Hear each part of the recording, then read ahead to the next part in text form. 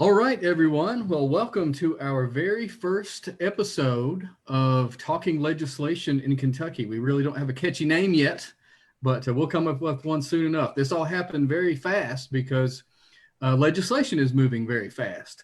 So we are very happy to have the guests that we have tonight. Unfortunately, Tom Fitzgerald had to cancel because he had something very important come up, but we do have some spectacular guests that we'll introduce in just a moment. And just wanted to say a few things before we get started. Kentucky Academy of Science is a wonderful organization. We do many things, and following legislation is just one of them. So anyone who's watching is not a member, feel free to reach out to us to find out more information about that. So tonight's show, we're going to focus on legislation that's making its way through the Kentucky General Assembly that started in January and ends in late March. So with us tonight, we have Lane Boldman and Randy Strobo, as well as our executive director, Amanda Fuller. So I'm going to just turn it over to Lane and Randy right now and let them come on the screen. If you would turn your videos on, and we'll start with you, Lane. Just if you don't mind, introduce yourself and tell us how you got involved in watching Kentucky science and environmental legislation. Sure, and thanks for the invite, Trent. My name is Lane Boldman. I'm executive director of the Kentucky Conservation Committee, and that organization has been around since the 70s, since 1975, and we were formed as kind of a cooperative to help environmental groups monitor the General Assembly and keep an eye on bills for them, because as folks know, especially this session, things can move really quickly.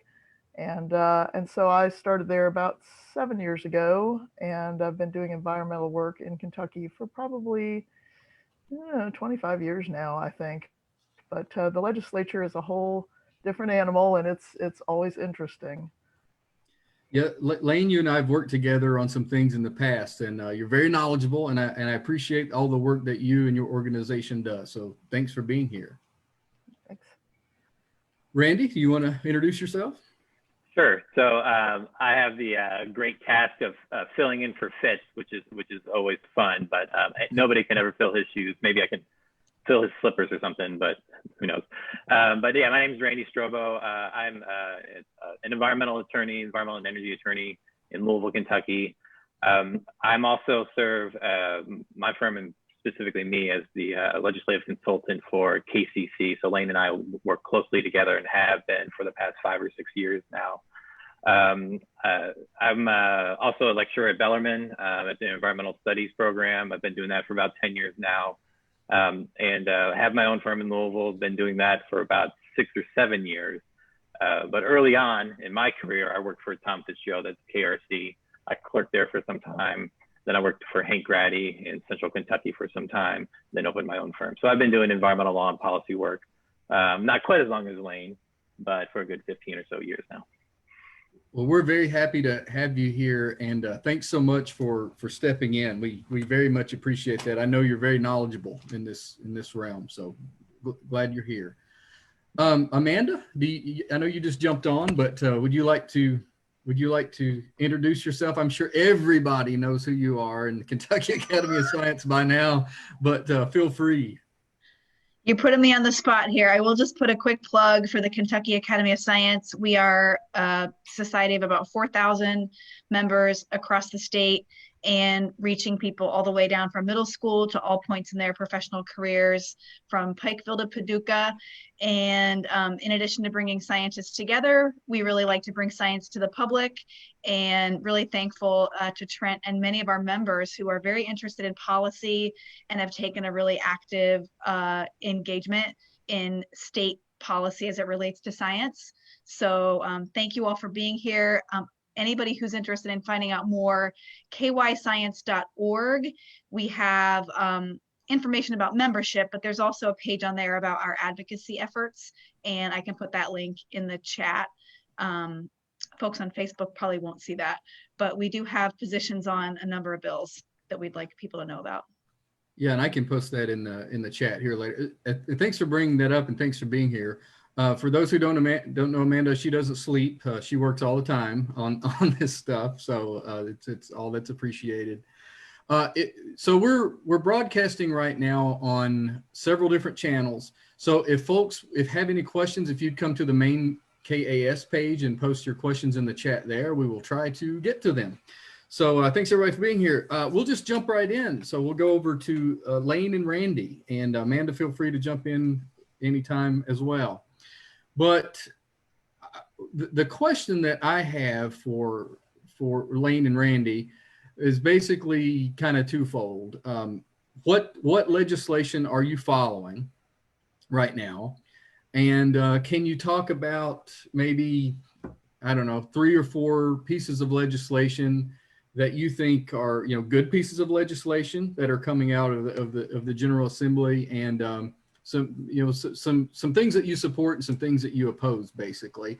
And just tell us a little bit about those pieces of legislation and what your organization is doing in response to that. Yeah, I'll start. I think probably one of the hottest bills we're dealing with right now is SB 207, which is a utility service bill. And what it does is it prohibits local governments for taking any action that restricts your choice of fuel. And this is a trend that's been happening around the country. You may hear the term beneficial electrification, which is a movement to get all new buildings to be on all electric services, and then hopefully that electricity will eventually be generated by renewables.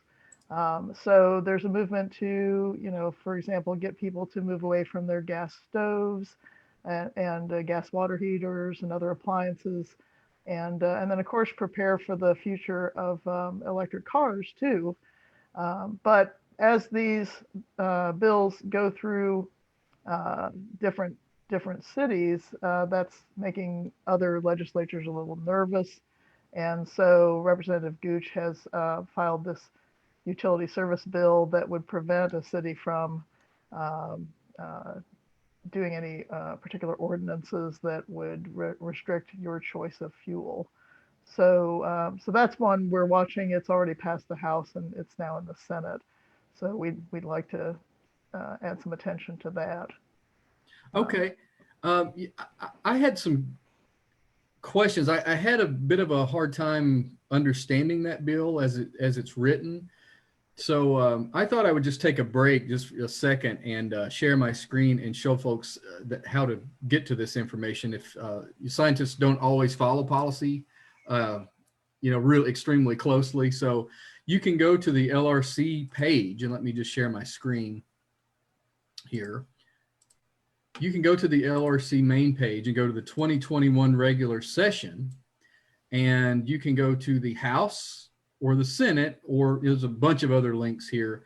But the bill that Lane was talking about is it House Bill 207, Lane? Senate Bill 207. Senate Bill 207. It's House Bill. It's House Bill. Oh, have I got that wrong? Mm-hmm. Oh, House Bill. Yep, sorry, House typo. Bill 207. So typo.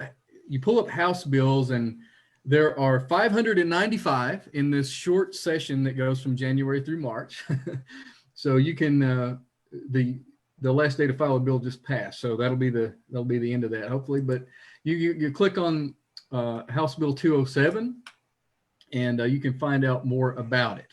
Now up here it'll tell you the last action that happened. There are a bunch of different steps, from the time a bill is introduced until the time it makes it through committee to the House floor. It passes the House, it goes to the Senate committee, passes that committee, then goes to the full Senate.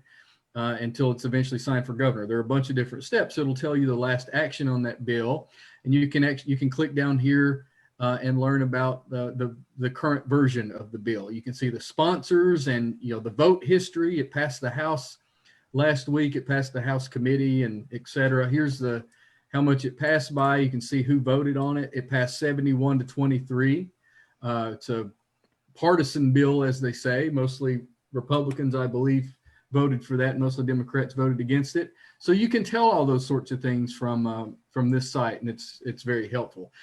Sorry to jump in and interrupt you on that, but I thought it might be worthwhile to explain to our members who may not be knowledgeable about how to get to this information, how to find it. Randy, do you have any comments about that bill? Sure. So another big aspect of that bill is the idea of local control.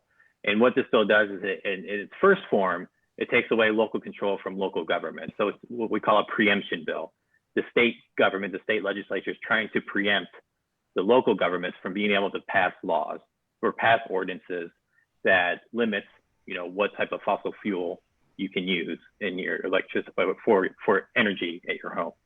So there was an amendment that was adopted and passed. It restores some of that local control to some of those, to our local governments, but the problem still exists that this bill limits the ability for a city to, if they want to go all electric, they can't do that now.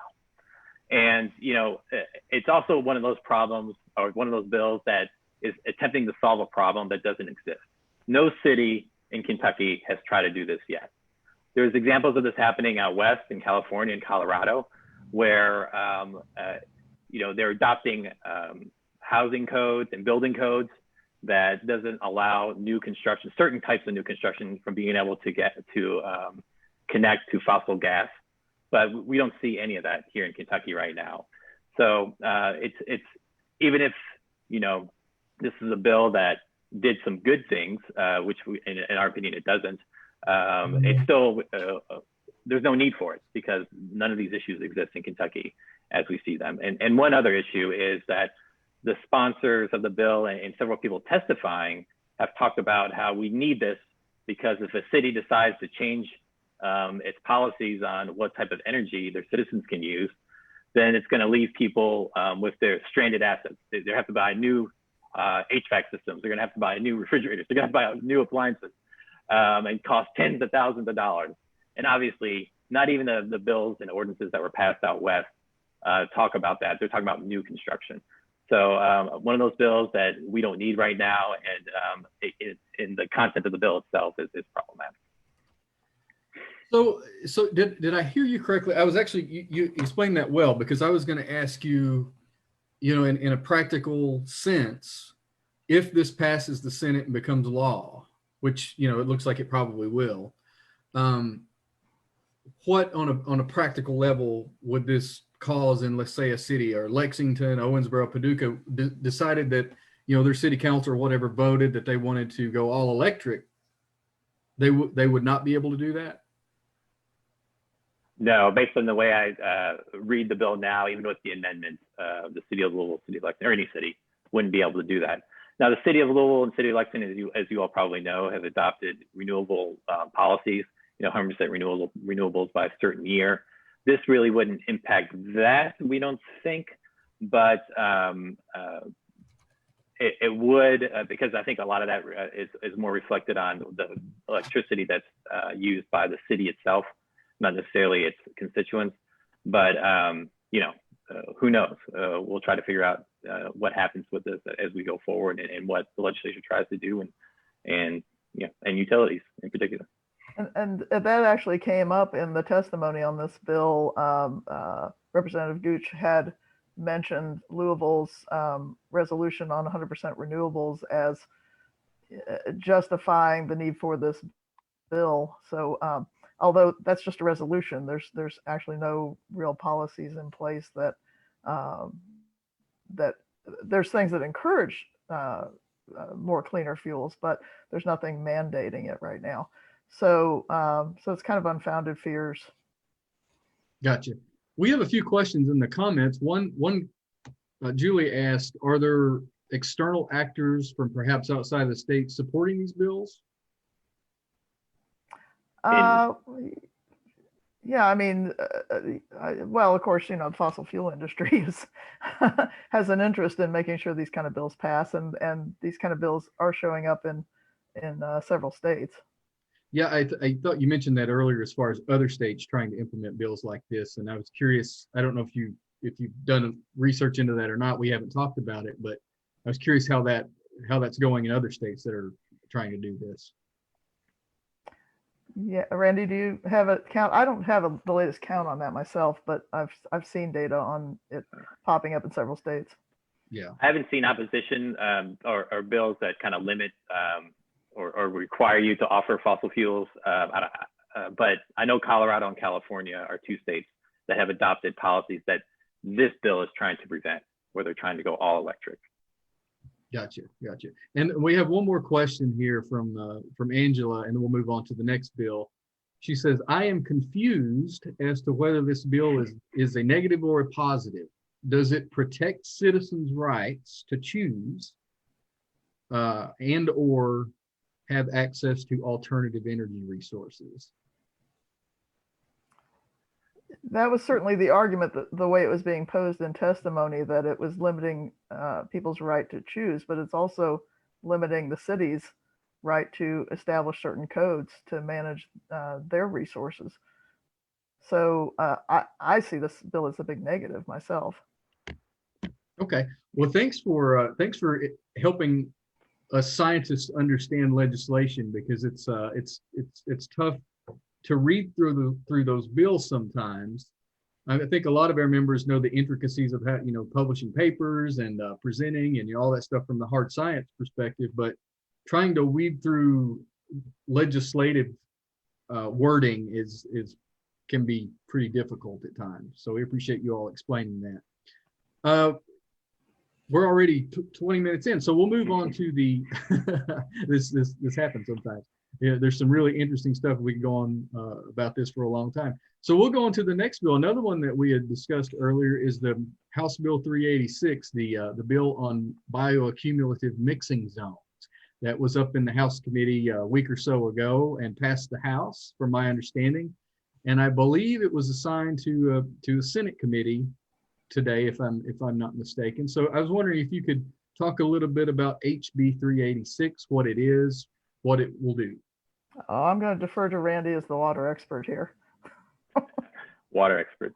I'm hardly, but yeah, I could talk a little bit about it. So House Bill 386 is one of those bills, when we saw it, we were like, what the hell's going on here? Where's this coming from? I don't know. Sorry for my language, but I think we say that word. And so immediately, when I see that, or Lane sees that, we try to figure out where it's coming from and who did it. And because it messes with the ability for the cabinet and the Division of Water to be able to regulate the way that it has done for the past several decades, we thought, well, maybe this is coming from the cabinet, but it was taking authority away from the cabinet, so we weren't sure. So we reached out to them. They said, no, it's not their bill, and they're not happy with it. So when that happens, we're like, okay, this is someone in the industry is proposing this, and that's what happened. There's a facility in Western Kentucky that's trying to take advantage of being able to discharge into waters of the U.S. waters of the Commonwealth in a way that allows them to use mixing zones for bioaccumulative chemicals. And Kentucky, for the most part, since about 2004, had adopted policies to prevent that. We allow mixing zones in Kentucky. Most states do, and it's allowed under the Clean Water Act. But a lot of people still don't like them because, mixing zones serve a purpose of, typically when you're discharging into a water of the U.S., you cannot violate the water quality standards for that particular water body. What a mixing zone does is it gives the polluter or the discharger a pass for the area of the mixing zone. So those levels can be higher in the mixing zone, but as long as you're outside the mixing zone and those levels are okay for the water quality standards for that particular water body, it's fine. So mixing zone is kind of a pass, a temporary pass. But for bioaccumulative chemicals, the ones that don't really disperse, these are the ones that, you all the scientists, are the ones that accumulate in nature through, different species, different species eat other species, the bioaccumulates accumulate into their bodies, and it causes a problem no matter if there's mixing zones or not. So the cabinet adopted a policy, I think in 2004, that said, we're not gonna allow these anymore. And they did it permit by permit. They didn't pass the regulation because they wanted the flexibility to maybe allow them if certain conditions exist where they could allow them, because they want that flexibility. This would take that flexibility away from the cabinet. For now, the cabinet cannot do it permit by permit. If they want to limit bioaccumulative chemicals and mixing zones for them, they have to pass a regulation. And that just takes flexibility away from them. The cabinet does not like that. It's a potential violation of the Clean Water Act to force the cabinet to do it that way. And if that happens, there's a chance that the US EPA will take control of that program away from the state of Kentucky again and put it back into federal hands. So under the Clean Water Act, the Kentucky and most states have been delegated Clean Water Act authority to issue permits and things like that. If we adopt this statute, there's a chance that the federal government may take it away again. Lots of concerns about this bill, not just from an environmental perspective, but from a federalism perspective, because states, and especially Kentucky, and all states for the most part, like to have control of their water programs, their air programs. But this has the potential to take that away from us again. You explained that very well. So I had some questions about that bill, and I think you answered all of mine. So if anybody else has any questions, feel free to ask, and we'll try to get to those as well. As far as the status of this bill, I'll share my screen here again, but it looks like it passed the House 72 to 23, and it received in the Senate. So that's the status of it. The Senate Natural Resources and Energy Committee meets. Is it Wednesdays at 11 a.m.? Yes, I think so. Wednesdays at 11 a.m. So anyone who's interested in watching that committee, you can watch it on KET legislative coverage. Yeah, these are the two bills that. Go ahead, Randy. I was just going to say, and be careful with committee meetings. They're kind of all over the place right now too. Sometimes they have them, sometimes they don't. Sometimes they schedule them at special times. It's a terrible session for transparency. Yeah, I would agree. Some of these bills are hitting before the public even has a chance to see them. They've already passed out of committee. But and also what may happen with bills at this time is they may be combined with other bills. So these two in particular have made a fair bit of progress, and we'd really like to see them stopped as quick as possible. Okay, good. Well, we'll move on if we don't have any other questions or comments about that bill.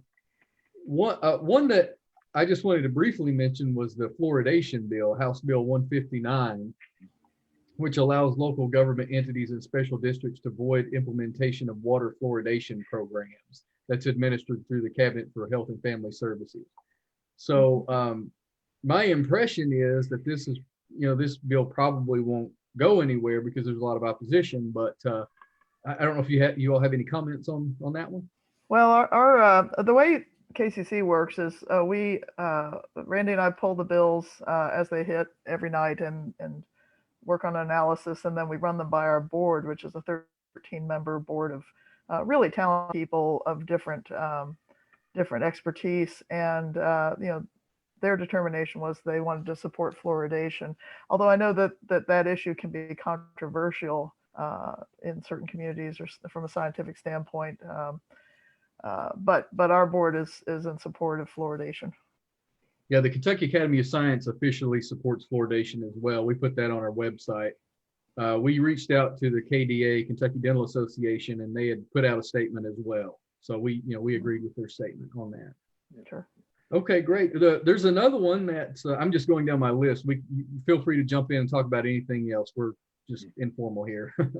There are several bills that have been filed over the last few years in regard to plastic ban. HB 260 is one of those. It prohibits a certain amount of balloons that go into the atmosphere. It bans certain types of plastics and styrofoam and that sort of thing.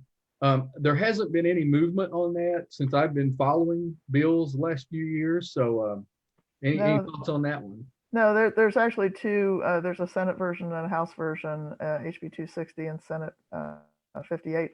And no, it was filed by Democrats, and right now none of the Democratic bills are moving anywhere. But it's popular. A lot of our constituents really want to support reducing plastics. So we appreciate bills like this. We appreciate that they continue to file them even when they know they're not going to move. And we certainly encourage people to speak out about them. It's a little trickier right now with COVID because so many restaurants are depending upon containers and takeout. So that does make it a little trickier to push plastic bans, but also recycling has been cut back. And so that's a real issue as well. And cities are trying to deal with this. So we'll continue to support plastic bans.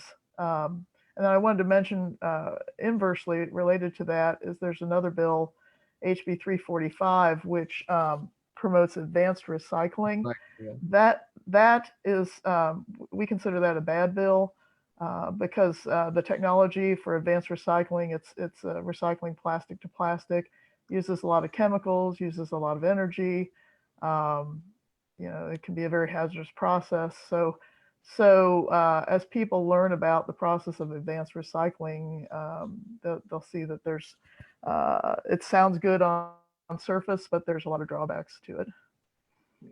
And I'll just add to the advanced recycling is, what that bill tries to do is exempt advanced recycling facilities from regulation. They're regulated, great. I mean, we'll have a better idea of, being able to control them, but it tries to exempt them. And on the plastics bill, we didn't see it this year, I don't think anywhere, but in previous years, we kind of saw another version of that, kind of the opposite, where it was another preemption bill, where the state legislature was trying to prevent local governments and cities from being able to pass plastic bans themselves. And so we see it from both sides. This is a Democrat bill. Only one Democrat bill has been heard in committee so far this session in the House, only 2 in the Senate. So it's a very bipartisan legislature that we have right now. When Democrats in power, it's probably the same way. But it's unfortunate. But some of these bills, I guess from an environmental perspective, or environmental protection perspective, Democrats are usually the ones sponsoring those bills, and none of those bills are really being heard at all, unfortunately. Gotcha. Okay, well, we're at 30 minutes, so we'll try to move a little bit faster and wrap this up. I promised you guys 30 minutes. It's easy to go over time. There's lots of stuff to talk. We could spend hours talking about this stuff. I know you all wanted to talk a little bit about the PFAS bill and environmental protection, and a little bit about solar related bills. If there's anything that we haven't discussed, feel free to throw that in as well. So I guess we'll start with the PFAS bill. If you want to comment on that one, I believe it's 559, HB 559. Yeah, and do you mind if I mention one other bill first? Absolutely. Because this is something we'd like people to start paying attention to. HB 508, which deals with fuel taxes. There's information in there that also starts setting fees for electric cars, and so we'd like people to be paying attention to that. We've been dealing with electric car fees for a little while in the legislature. None of them have passed yet, and so we still don't think they're quite there yet. They've certainly done some analysis on the right way to charge for electric cars to pay for the road usage, because Kentucky relies on a gas tax, and obviously that has to change. But and this bill is better than ones that have been proposed in the past, but it's still not quite there. It's still fees that are higher than a traditional gas car would pay. So we just want to get that on the radar real quick. And then Randy, do you want to talk about PFAS? Sure. So PFAS has gotten a lot of attention recently, not recently, probably in the past five or 10 years, primarily because of a really famous lawsuit from a firm in Cincinnati that dealt with some issues going on in West Virginia, where they discovered that a chemical plant had been discharging PFAS, and that pollutant was causing problems, 5, 10, 15, 20 years down the line for some of the people in that community. PFAS and PFAS are carcinogens. They cause a lot of thyroid issues, and it's really nasty stuff. And the US EPA and the Division of Water and the Clean Water Act itself has done a really poor job of regulating it. So what this bill does is it asks the Division of Water to pass regulations to have some water protection against PFAS and PFAS discharges. So it's a good bill, another bill that probably won't be heard. A positive bill, a pretty fun bill, is HB 107, and that's the constitutional amendment that would amend our Constitution to add a provision that says that Kentucky is obligated to protect the environment, to guarantee a clean and healthy environment, protect our natural resources, not just for current generations, but for future generations, and to also make it clear that the state of Kentucky, the government, serves as a trustee for these natural resources for current generations and future generations. That kind of relates to something called the public trust doctrine that's been used across the United States for some of these climate change, huge climate change lawsuits that are going on, still continuing, mainly on the West Coast, but a few happening here on this side of the Mississippi River too. And it's consistent with a lot of other state constitutions. So Pennsylvania has a similar one, Florida has a similar one, and a lot of countries, the United States obviously doesn't, but places like South Africa and places with newer constitutions have adopted these types of provisions in their constitutions, so that it's obvious that the environment is something worth protecting. It's a constitutionally protected right to protect the environment. Right now, I don't know if some of you know or not, but all of our federal laws related to the environment are based on the Commerce Clause in our U.S. Constitution. And it's kind of flimsy. And there have been scary times in the past where the Supreme Court has almost overturned some of our bigger environmental laws, like the Clean Water Act, because of that flimsy connection to the Commerce Clause. So, any additional constitutional protections to the environment would be great. Unfortunately, this is another bill that probably won't get heard. Yeah, and I'll touch on the solar farms bill that landed, SB 266. It's a really bad bill. What's been happening is there's been a proliferation of proposals for what's called merchant solar farms popping up all around Kentucky. There's like about 20 proposals right now, and it's caught some communities off guard. We did a whole session of this at KCC's annual meeting back in January, and you can find the tape of that on our website. But a lot of these companies have learned how to work with farmers on where these farms are being installed. We try to avoid having them on prime agricultural land, but there's some being developed in old mine sites. There's and yes, agricultural land, but now they've developed techniques to so where livestock and plantings can coexist with the panels. Unfortunately, one of the early developments that came into Kentucky probably caught a community off guard, and as a result, there was a bill filed just last week that basically prohibits the ability of prime agricultural land to be used for any of these kind of solar developments. And we're hoping it's just a protest bill, but it would be really bad for the state if that were to pass. And there's legislators that have these solar farms in their districts that see them as very positive developments. So we're hoping that one does not move at all. Yeah. And it's not just prime farmland. It's any property in Kentucky taxed as agricultural property. You cannot build any type of solar essentially on that property. You can't have rooftop solar. You can't have big solar developments. Farmers can't have solar panels on their barns like we see a lot of farmers doing right now, because there's a lot of USDA and federal incentives for them to do that. So it's very broad. It's kind of ridiculous because it'll pretty much stymie and it'll prevent solar developments from happening in Kentucky. We're way behind on solar anyway. We're missing out. Like North Carolina has a multi-billion-dollar industry in solar. Kentucky is still very nascent, and this will just destroy whatever. We're growing a little bit slower, slowly, but this will destroy any growth that we've had so far. It's a really bad bill. Well, thank you all very much for explaining this stuff.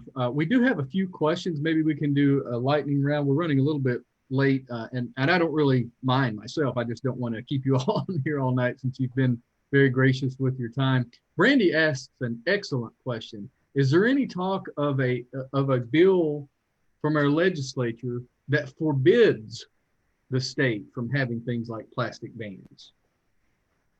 Like forbids municipalities from having plastic bans at the state level.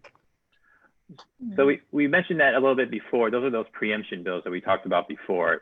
There is none this session that I'm aware of, but they have been filed before where they try to prevent cities from banning plastic. Like we see in San Francisco, kind of the famous example. They're kind of one of the first big cities to ban plastic bags, plastic grocery bags. And there was talk about that happening in some cities in Kentucky. I think Louisville was one of them. I don't know if Lexington was. But there were bills in previous sessions that would prevent cities from being able to ban plastic bags. I don't know of any this session, but we've seen them before. Gotcha. And there's another one, I think it was answered about PFAS. And what was the solar farm bill number? Do you have that? SB 266. SB 266? Yes. Okay. All right. Gotcha. So, Senator West. Oh, gotcha. Is there anything else you'd like to bring up before we close it out here? Just quickly, I'd like to mention that there's a series of bills that were posted that have to do with cryptocurrency or blockchain technology. Yes. And this is something that's kind of hitting pretty fast. For those who are familiar, blockchain's a specific type of database, stores data in blocks that are then chained together. It's used a lot in energy regulation. So there's been a movement in some states to bring in these facilities, especially in rural areas, but they're to have these servers that are big energy hogs. They generate a lot of energy, and that's one of the reasons the bill sponsors, I think, like it. They see it as a way to rebuild some energy usage that's happening. So one of the bills that has been going through is to grant a tax incentive to for these kind of facilities, and then attract data miners or cryptocurrency miners. I remember sitting through that presentation last legislative session and listening to Brandon Smith and some professors talk about blockchain, and they were all excited about it. And I've watched some videos since then, and I still don't think I fully understand it, but it does sound interesting. Yeah, well, the big thing to know is it's a huge energy hog, and we hear that a lot of these facilities haven't really delivered on their promises. Okay, well, thank you all very much for being on. I know we have lots of members who are very interested in this sort of thing. Some of them are just, slightly involved. Others are heavily involved. But for those who may not know, if they're interested in learning more about this or even contacting LRC or their legislators about this, how would they go about doing that? Well, we have a running bill list on our website that has a lot of the analysis of all these bills. Some of the ones we've talked about tonight won't be up on our website till late tomorrow because our board is still reviewing some of them. But certainly we're glad to answer any follow-up questions on any of these bills. Okay, and this will give me a chance to show our website too. We have been doing this. We're not finished either because there's just so many bills in a short amount of time. But if you go to the Kentucky Academy of Science homepage, you can click on the very first thing here below the header. It's our list of bills, and this is we still need to do some reviews, but you can see that Amanda has categorized these by category, and you can click on them and find out more about them based upon our review. And I know that KCC does this, Kentucky Resources Council does this. There are plenty of organizations that do this sort of thing. There aren't that many science-based organizations that do this sort of thing. So, we're kind of a smaller universe. So we, try to work together to help each other out the best we can. When you're dealing with, I don't know what we're up to now, probably close to 800, 900 bills or something like that in this short 30-day session, it's tough to stay caught up. It really is. But, we appreciate the work that you all are doing and everybody else, and especially the work that's being coordinated and people trying to help each other out review these bills. Because they're written in such a way that you don't always understand what they're trying to say. And, that's not a knock on any legislator or LRC or anything. It's just legalese speak. Sometimes the legislators are still understanding some of them themselves. Some of these are new concepts. They don't know half the bills. They especially the environmental bills. It's a lot of education that we try to do, and we're always lacking. So they're difficult. Difficult to understand. Absolutely. I put the number here for the LRC legislative line. If you have opinions on certain bills after you do some research and you think you support them or oppose them, you can call that number there. That's just for your information. So we appreciate you all being on here. Thanks very much. And for those watching, we are planning on doing this hopefully on a weekly basis. It's very difficult to nail down a specific time because during the session, people may be working on bills very late in the night. You know, it depends on how late the legislature goes. And on a short 30-day session, when there's so many hundreds and hundreds and hundreds of bills, it's lots of people are doing work in late hours of the night. So we'll get back with you as soon as we find out more information, but we're shooting for next Wednesday or Thursday evening to do more bill reviews. So thank you, Lane. Thank you, Randy, very much for joining us. We really appreciate it. And thanks for everyone out there who joined in tonight. Thank you for hosting us. Thanks, Trent. All right. Thanks, Trent. Thanks, everybody. Have a good one.